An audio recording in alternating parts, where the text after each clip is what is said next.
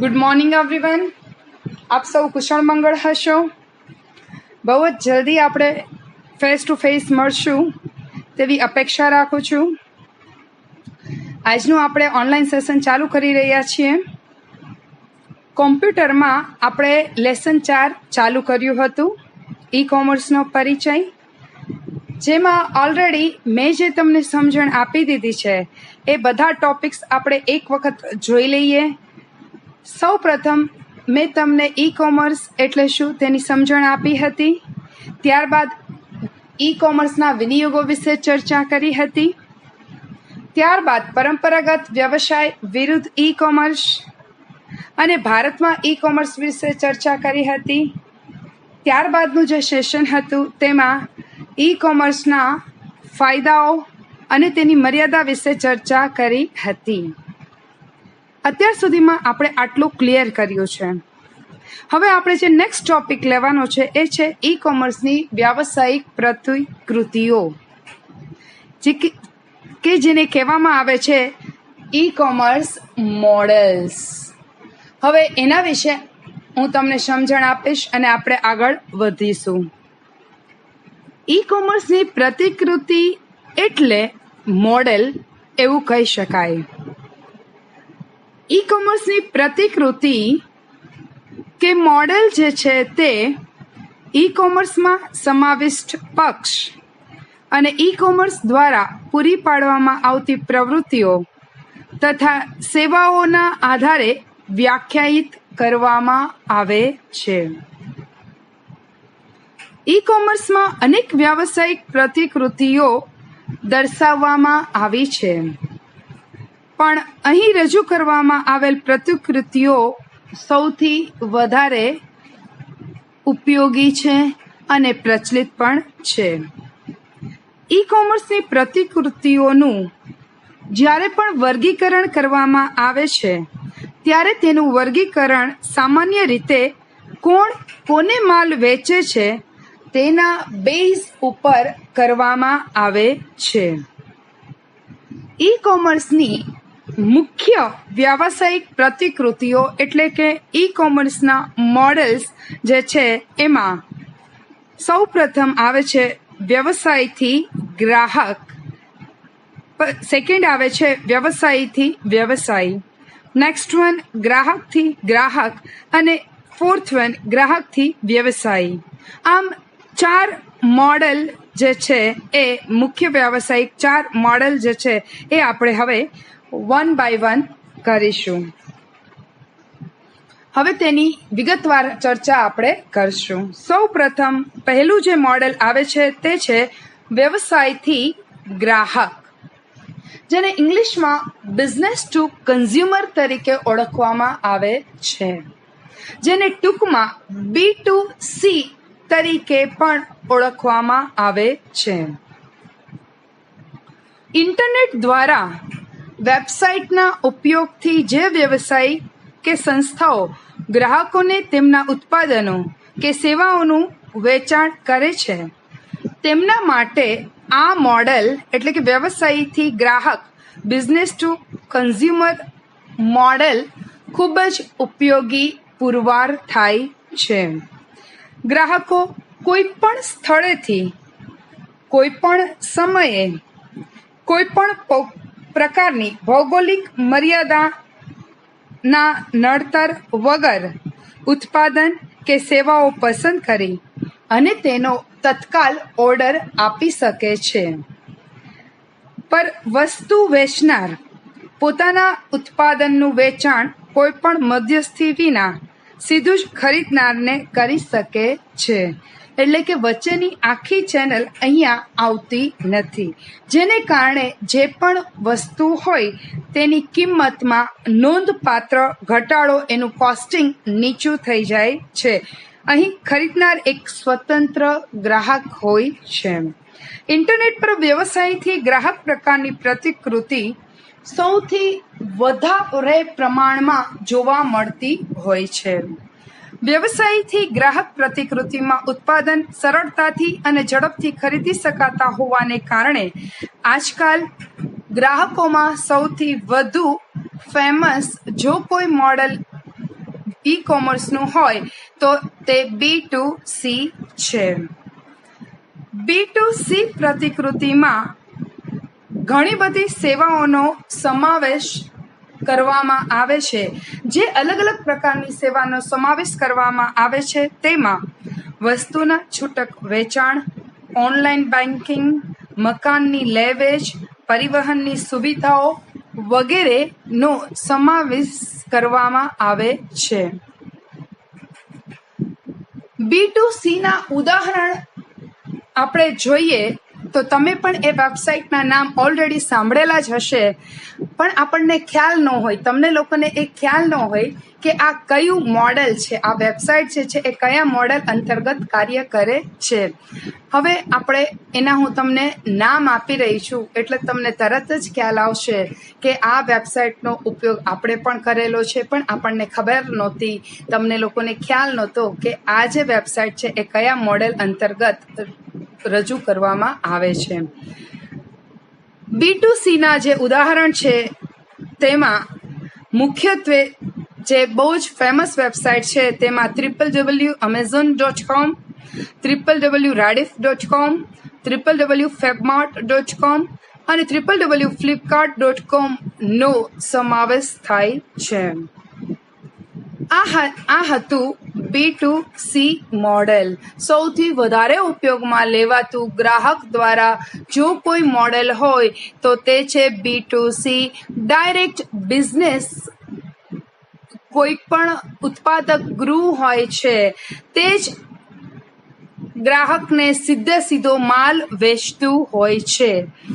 હવે પછીનું જે મોડેલ આવે છે તે છે વ્યવસાયીથી વ્યવસાયી, બિઝનેસ ટુ બિઝનેસ, જેને ટૂંકમાં B2B તરીકે પણ ઓળખવામાં આવે છે. ઇન્ટરનેટ દ્વારા વેબસાઇટના ઉપયોગથી જુદા જુદા વ્યવસાયીઓ ઈ કોમર્સની પ્રવૃત્તિઓ અલગ અલગ પ્રકારની કરતા હોય છે. તેમના માટે વ્યવસાયીથી વ્યવસાયી એટલે કે B2B પ્રતિકૃતિ ખૂબ જ ઉપયોગી પુરવાર થાય છે. B2B માં વેચનાર અને ખરીદનાર બંને વ્યવસાયી હોય છે. તે પુરવઠાકાર સપ્લાયર્સ, વિતરક એટલે કે ડિસ્ટ્રીબ્યુટર્સ કે અન્ય મધ્યસ્થી, એજન્ટ, બ્રોકર સાથે ઈ સંબંધ એટલે કે ઈ રિલેશનશિપની સ્થાપના કરતા હોય છે. તેમાં સામેલ થયેલા વ્યવસાયીઓ વચ્ચે વધુ પારદર્શિતાને કારણે વધુ કાર્યક્ષમતા પ્રાપ્ત કરી શકાય છે. ખૂબ જ એફિશિયન્સી સાથે અલગ અલગ વ્યવસાયીઓ એકબીજાની સાથે કોઈ પણ પ્રકારની ખલેલ વગર ઉચ્ચ કક્ષાની કામગીરી આ મોડેલ અંતર્ગત કરી શકતા હોય છે. ઉત્પાદક દ્વારા સંગ્રાહક, વિતરક અને જથ્થાબંધ વેપારી સાથે સોદો કરવા માટે આ મોડેલનો ઉપયોગ થાય છે. B2B નો ઉપયોગ કરીને ઉત્પાદક વિતરક સાથે માલના જથ્થામાં થતા ઘટાડા વિશે તત્કાલ કોઈ પણ પ્રકારનું કોમ્યુનિકેશન કરી શકે છે અને વિતરક તેનો તરત જ રિપ્લાય પણ આપી શકે છે. સંસ્થાઓ અલગ અલગ સામાન્ય વ્યવસાયિક પ્રવૃત્તિઓની કાર્યક્ષમતામાં B2B ની મદદથી વધારો કરી શકતી હોય છે. સંસ્થાઓ પુરવઠાકારનું વ્યવસ્થાપન કરી શકે છે, માલના જથ્થાની યાદીનું વ્યવસ્થાપન પણ કરી શકે છે અને ચૂકવણીનું વ્યવસ્થાપન જેવી કામગીરી પણ કરી શકે છે. B2B માટે અસરકારક માધ્યમ જે આપણે ઉપયોગ કરી શકીએ છીએ તેમાં ટેલી માર્કેટિંગના વ્યવસ્થાપન કરી શકાય છે, પુરવઠા સાંકળ, માલની પ્રાપ્તિ, નિયમિત સમયે માલ પહોંચાડવો, ઓનલાઈન સેવા વગેરેનો સમાવેશ થાય છે. B2B વ્યાપારીઓમાં ખૂબ જ પ્રખ્યાત છે અને તેનો વ્યાપક રીતે વ્યાપારીઓ ઉપયોગ પણ કરતા હોય છે. B2Bના ઉદાહરણ આપણે જોઈએ તો તેમાં www.commodity.com અને www.tradeindia.com નો સમાવેશ થાય છે.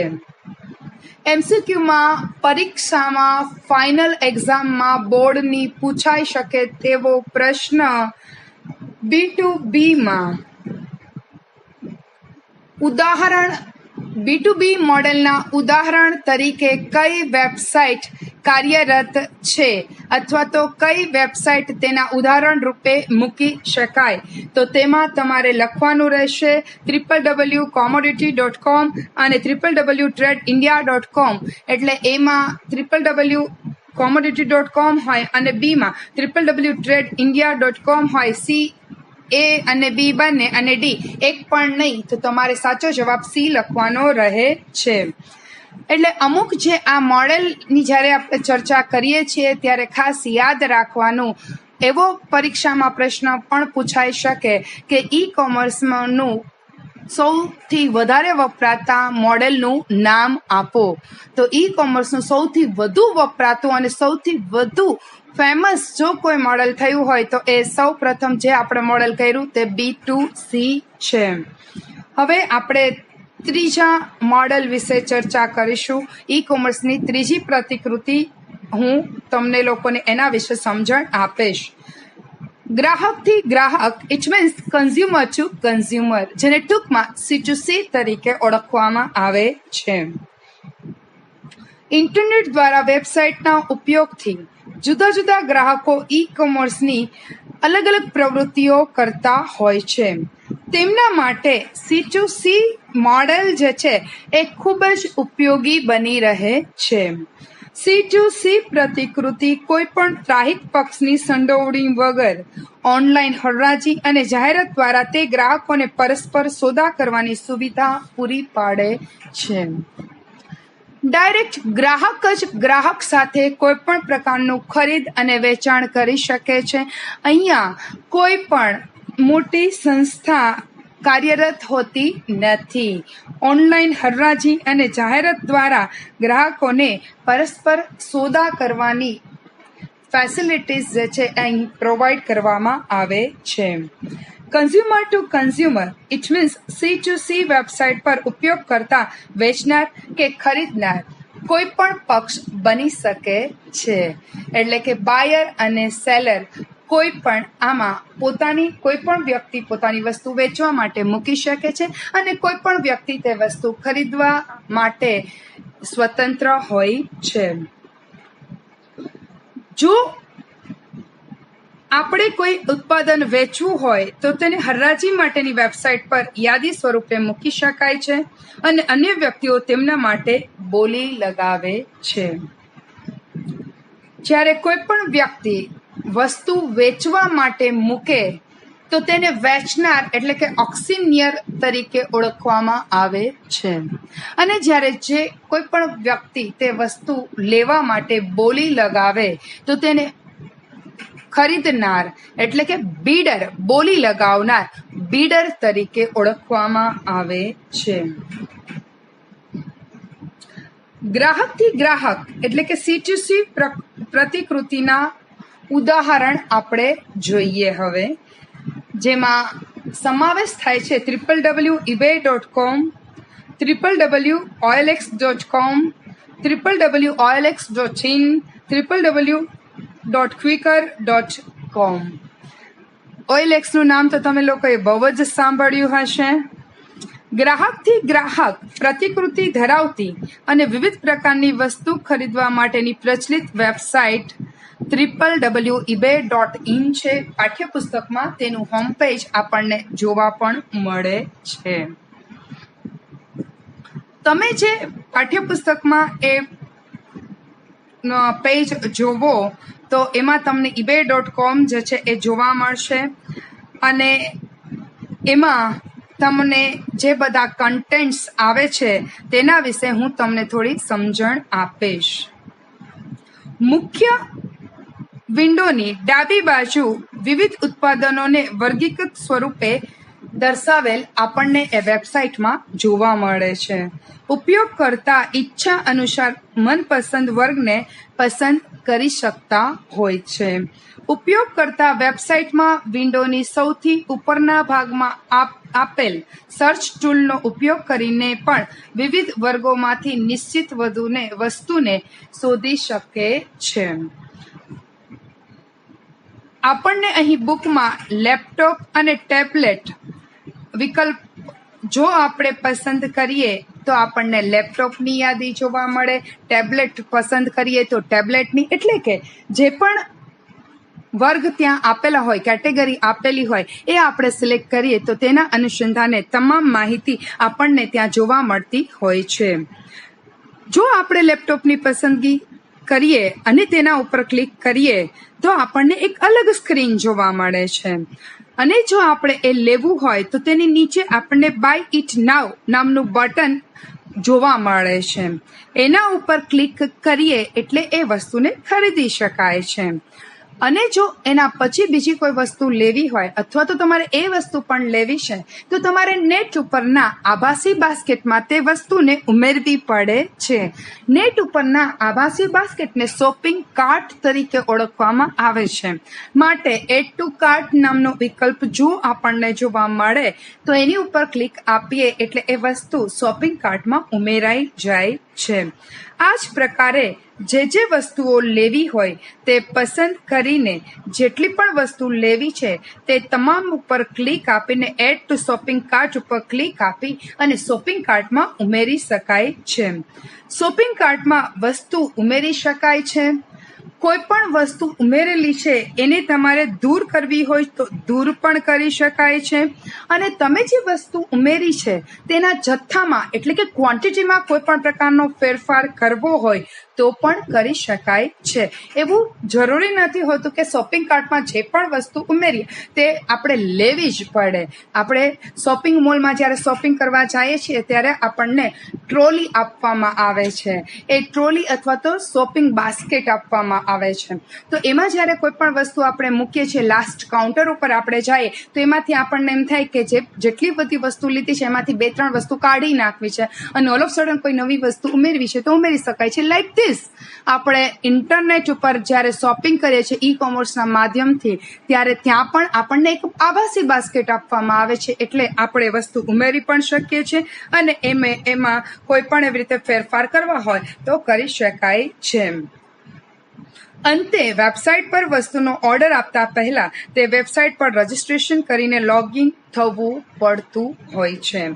લોગિન કર્યા બાદ ઓર્ડરની પુષ્ટિ કરવા માટે પ્લેસ ઓર્ડર બટન પર ક્લિક કરવામાં આવે છે. આમ કરવાથી ગ્રાહકને અંતિમ સ્ક્રીન પર લઈ જવામાં આવતા હોય છે. જો લોગિન કરેલું નહીં હોય તો લોગિન કરવા માટે આપણને ત્યાંથી જાણ કરવામાં આવતી હોય છે. અંતમાં બિલિંગ માટેનું સરનામું, ઓર્ડરનો સારાંશ અને ચૂકવણીનો વિકલ્પ પણ પૂરું પાડવામાં આવે છે. આમ તમામ પ્રક્રિયાઓ પૂર્ણ થયા બાદ ખરીદ ઓર્ડર તૈયાર કરવામાં આવે છે અને ગ્રાહકે આપેલ સરનામા પર વસ્તુને મોકલી આપવામાં આવતી હોય છે.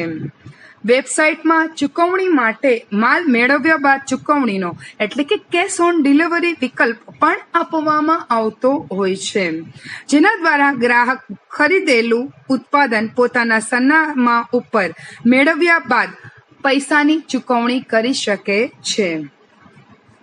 જ્યારે ઉપયોગ કરતા એની પહેલા હું તમને કહી દઉં, આપણે કેશ ઓન ડિલિવરીની વાત થઈ હતી ત્યારે મેં તમને કહ્યું હતું 80% લોકો ઇન્ડિયામાં એનો ઉપયોગ કરે છે અને MCQમાં આવી શકે એવો ક્વેશ્ચન, આશરે કેટલા લોકો ભારતમાં કેશ ઓન ડિલિવરીનો ઉપયોગ કરતા હોય છે. ત્યારે આપણને જે અલગ અલગ વિકલ્પ આપેલા હોય એમાંથી તમારે 80% જે છે એ સિલેક્ટ કરવાનો રહેશે. જ્યાં મને એવું લાગશે ત્યાં હું તમને કહેતી રહીશ અને પ્રશ્ન તમે બોર્ડની એક્ઝામ વખતે પણ ધ્યાનમાં રાખજો.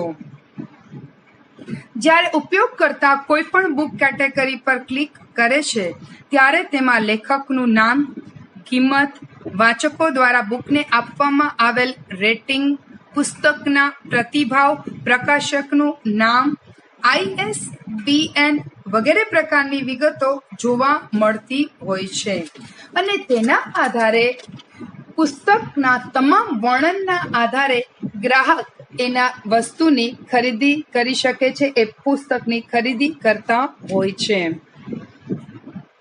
ત્યાર પછીનું જે ચોથું મોડેલ આવે છે તે છે ગ્રાહકથી વ્યવસાયી, એટલે કે consumer to business, C2B.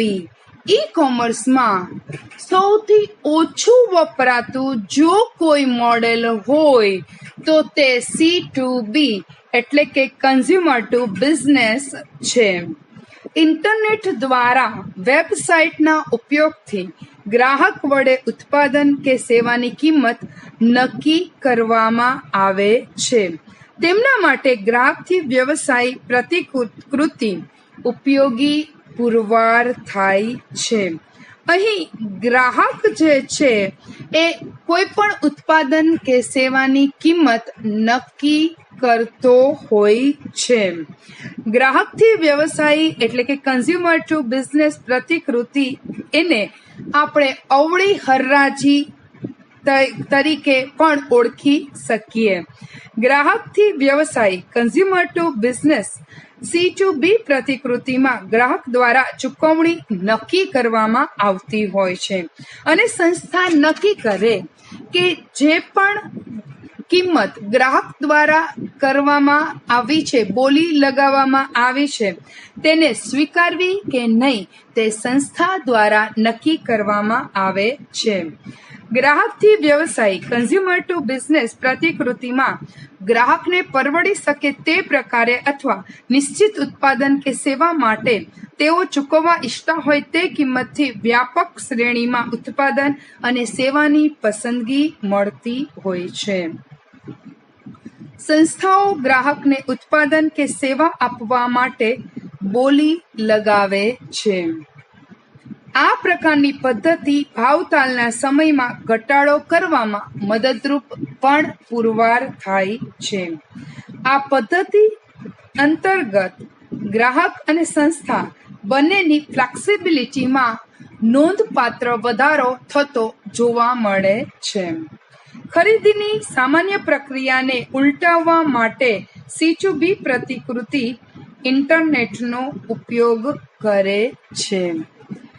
C2B પ્રતિકૃતિના ઉદાહરણમાં www.bidstall.com અને www.jitle.in નો સમાવેશ થાય છે.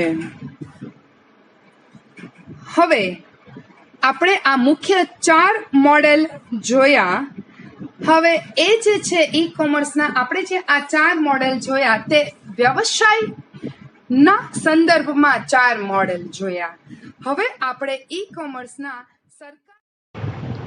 ચાલો તો ઈ કોમર્સની સરકારના સંદર્ભમાં પ્રતિકૃતિઓ વિશે હવે હું તમને સમજણ આપીશ. ઈ કોમર્સની વ્યવસાય પ્રતિકૃતિઓમાં કેટલીક અન્ય વિવિધતા પણ જોવા મળતી હોય છે. જો સરકારનું એક સ્વાયત્ત અસ્તિત્વ માની લેવામાં આવે તો તેના આધારે પણ કેટલીક પ્રતિકૃતિ અસ્તિત્વ ધરાવતી હોય છે.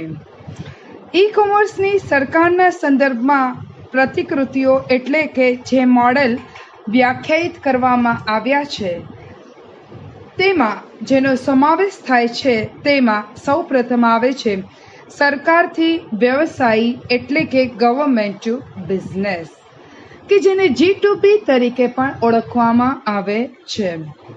સેકન્ડ વન સરકારથી નાગરિક ગવર્મેન્ટ ટુ સિટીઝન, જેને G2C તરીકે પણ ઓળખવામાં આવે છે. એન્ડ થર્ડ વન સરકારથી સરકાર ગવર્મેન્ટ ટુ ગવર્મેન્ટ, કે જેને G2G તરીકે પણ ઓળખવામાં આવે છે. હવે આ તમામે તમામ 3 પ્રતિકૃતિ એટલે કે મોડેલ્સ વિશે એક પછી એક ચર્ચા કરીશું. સૌ પ્રથમ આપણે ચાલુ કરશું આપણું સરકારના સંદર્ભમાં જે બધી પ્રતિકૃતિઓ છે તેમાંનું પહેલું મોડેલ એટલે કે સરકારથી વ્યવસાયી, it means government to business, G2B.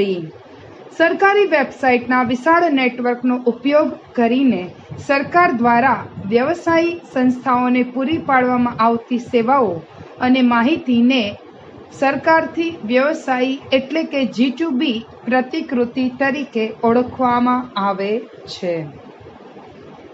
સરકારથી વ્યવસાયી પ્રતિકૃતિ એ ઈ-ગવર્નન્સનો એક ભાગ છે.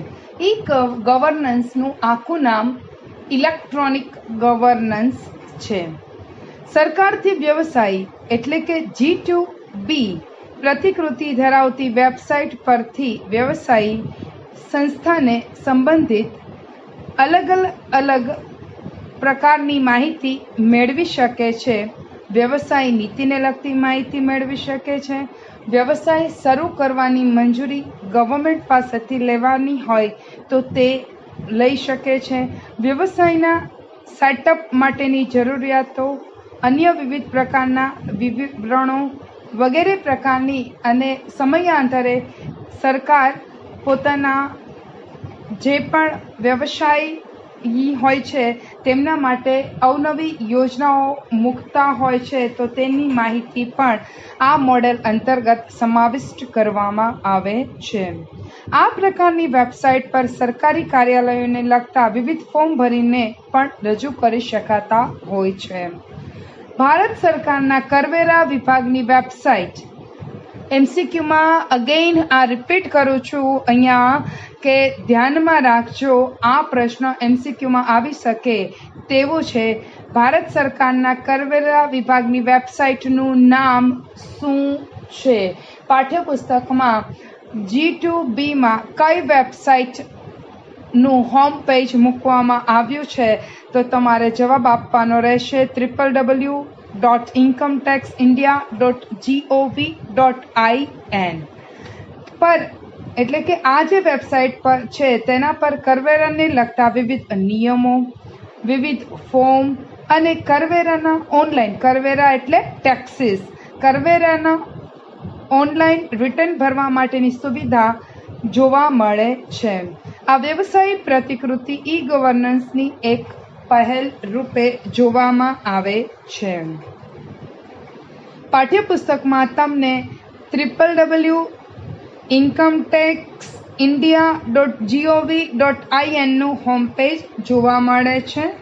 હવે આ થયું પહેલું મોડેલ ગવર્મેન્ટ અંતર્ગત. હવે આવે છે બીજું મોડેલ સરકારથી નાગરિક એટલે ગવર્મેન્ટ ટુ સિટીઝન.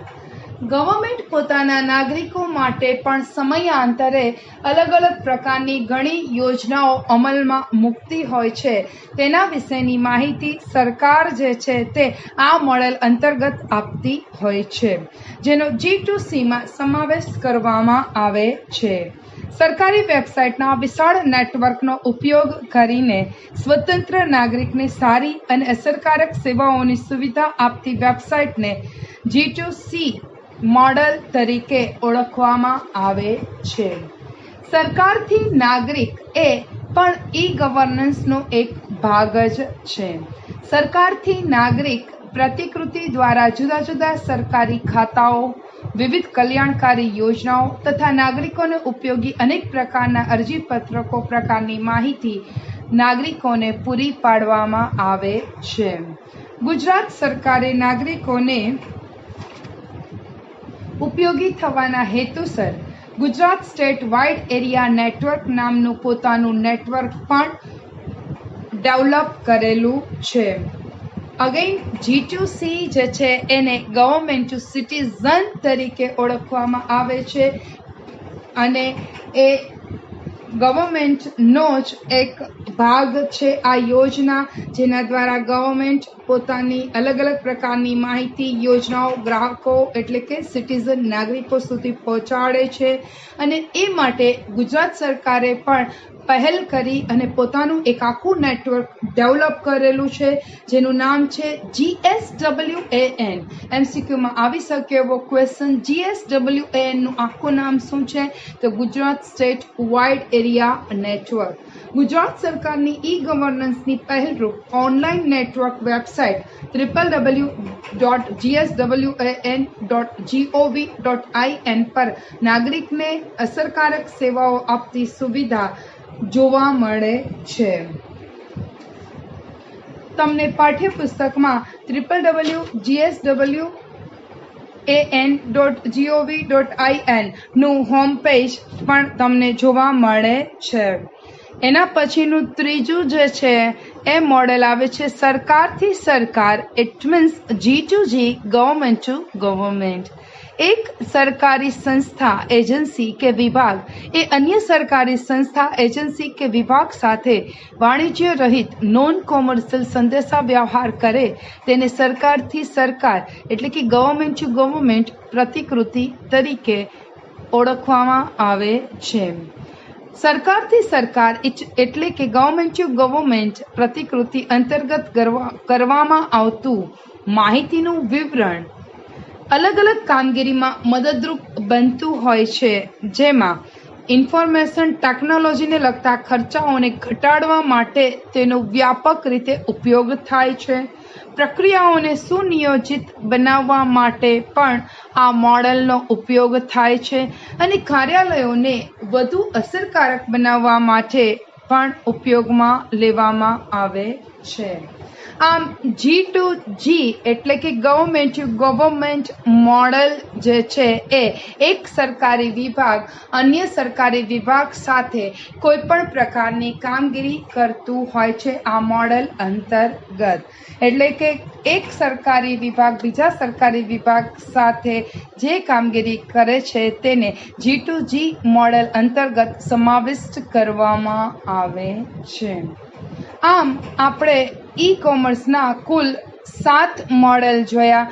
4 વ્યવસાયલક્ષી મોડેલ છે અને 3 સરકારલક્ષી મોડેલ આપણે લોકોએ જોયા. આઈ હોપ સો કે તમને લોકોને એમાં કોઈ ડિફિકલ્ટીઝ થઈ નહીં હોય. અને જો તમને કાંઈ ક્વેરીઝ હોય તો યુ કેન આસ્ક મી. તમને મેં ઓલરેડી કીધેલું જ છે. આ સાથે તમારું 4થું લેસન સંપૂર્ણપણે પૂરું થાય છે. આપણે એક આખું યુનિટ કમ્પ્લીટ કરેલ છે. હવે પછીનું જે સેશન હું કરાવીશ ત્યારે આપણે આખું 4થું લેસન કોમર્સનો પરિચય એનું રિવિઝન કરીશું. હું એક જ સેશનમાં અગેન આખું લેસન વિશે સમજણ આપીશ. એટલે આ જે બધું અત્યાર સુધીના જે મેં સેશન લીધા એમાં આપણે ક્રમિક એક પછી એક બધા જ ટોપિક્સ લીધા છે, પણ હવેમાં થોડા ટૂંકાણ સાથે ટૂંકમાં રિવિઝન આખું લેસન એક જ સેશનમાં હું કમ્પ્લીટ કરીશ. Okay, now C you. પાછા મળશું આપણે. Have a good day all of you. Take care yourself.